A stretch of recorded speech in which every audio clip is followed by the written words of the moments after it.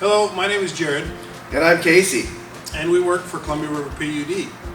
If you remember from our other videos, Columbia River PUD delivers electricity to our community. We deliver it to your school and to many of your homes, depending on where you live.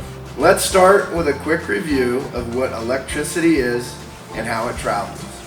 Electricity is created by electrons flowing from one atom to another.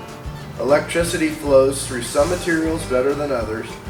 Good conductors of electricity are things like metals and water. Insulators make it hard for electricity to flow through them. Good insulators are things like rubber and glass. So electricity is always trying to get to ground, and it travels in a closed loop called a circuit. So it will stay in its circuit unless something or someone gives it a different path to ground. So electricity will always take the easiest path to ground. If you become part of that path, your body will act as a conductor. The electricity will travel through you, and then you will be injured or possibly even killed. If part of your body completes an electrical circuit, you will be shocked.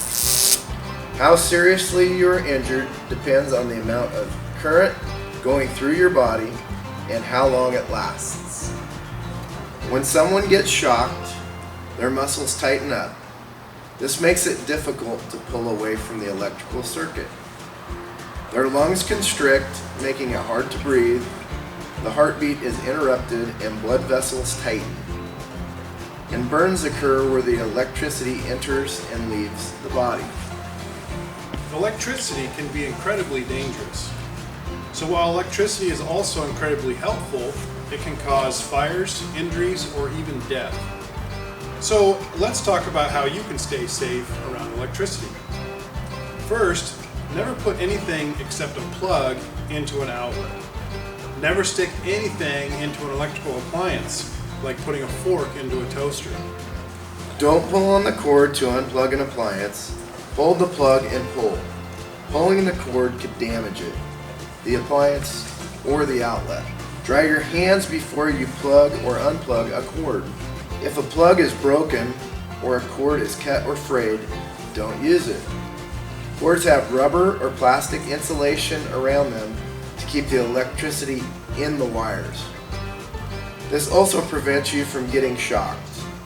If they're frayed, a bare wire could be exposed and you won't have that protection. Also remember not to plug too many cords into one outlet. So use a power strip if you need to plug in more than 2 items. If you overload an outlet by plugging in too many things, you can draw more electricity through the wiring in the walls than what the circuit can actually handle. And this could cause the insulation around the wires to melt, causing a shock or even a fire. So keep anything that uses electricity far away from water. For example, don't use a hair dryer if there is water nearby in a sink. And make sure that you're dry when you touch anything electric, such as the hair dryer, light switch, or a toaster. Remember, water is also a conductor.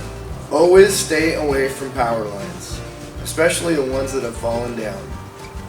You cannot tell by looking at a line whether it is energized or not. Some power lines are buried underground. If you are digging and find a wire, don't touch it. To avoid digging into a wire, have your parents call 811 before you dig so that underground utilities can be located beforehand. Don't fly kites or drones near power lines. Never climb trees near power lines. Always stay away from all overhead power lines. This means keeping your body and anything that you are holding far away from lines of any kind. Remember, when we set electricity, we'll always take the shortest and easiest path to ground. Well, this means if a power line has fallen on a tree and then you touch that tree, that you then become that path to ground. And you could get electrocuted or even die from that. Now you might see birds or squirrels sitting on power lines. Well, how do they do that without getting electrocuted? Well, most birds or squirrels don't get shocked because they aren't touching the ground at the same time that they're touching the power line. So the bird doesn't give that electricity a path to ground. The lines they sit on are on insulators from the ground by glass or ceramic discs that don't allow the line to touch the pole, which would be a route to the ground. But if a bird with a large wingspan touches a power line and a pole at the same time, it provides a path to ground and can be shocked.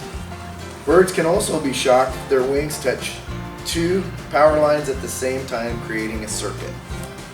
If you have any questions, please give us a call or send us an email.